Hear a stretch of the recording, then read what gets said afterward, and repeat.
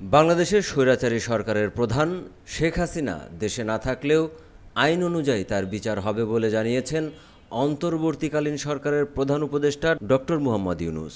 British সংবাদ মাধ্যম sky নিউজকে দেওয়া এক সাক্ষাৎকারে তিনি কথা বলেন। গত 5ই আগস্ট দেশত্যাগের পর থেকে ভারতে অবস্থান করছেন শেখ হাসিনা। এ অবস্থায় তাকে বিচারের সম্মুখীন করা যাবে কিনা এমন প্রশ্নের জবাবে প্রধান উপদেষ্টা বলেছেন, শেখ হাসিনা দেশে উপস্থিত না থাকলেও তার বিচার হবে। পাশাপাশি তার অপরাধের সঙ্গে জড়িত পরিবারের সদস্য ও অন্যান্য সহযোগীদেরও বিচারের আওতায় আনা হবে। ইতোমধ্যে অন্তর্বর্তীকালীন সরকারের পক্ষ থেকে ভারতের কাছে শেখ হাসিনাকে হস্তান্তরের বিষয়ে আনুষ্ঠানিকভাবে অনুরোধ করা হয়েছে। তবে ভারতের পক্ষ থেকে এখনও আনুষ্ঠানিক জবাব পাওয়া যায়নি বলে মন্তব্য করে প্রধান উপদেষ্টা ডক্টর ইউনূস বলেছেন, তিনি ইতিবাচক কোনো সাড়া পাবেন বলেই আশা করেন।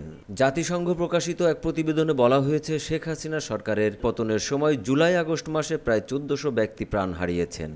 এই প্রতিবেদনের কথা উল্লেখ করে ডক্টর ইউনূসের কাছে জানতে চাওয়া হয়, অন্তর্বর্তী সরকারের কাছে ভুক্তভোগী স্বজনরা ন্যায় বিচার পাবেন কিনা। এ বিষয়ে নিজেদের সময়ের স্বল্পমেয়াদের দিকে ইঙ্গিত করে প্রধান উপদেষ্টা বলেন, আইনি প্রক্রিয়া অনেকটাই ধীর, কিন্তু আমাদের প্রশাসনের মেয়াদ তো কম।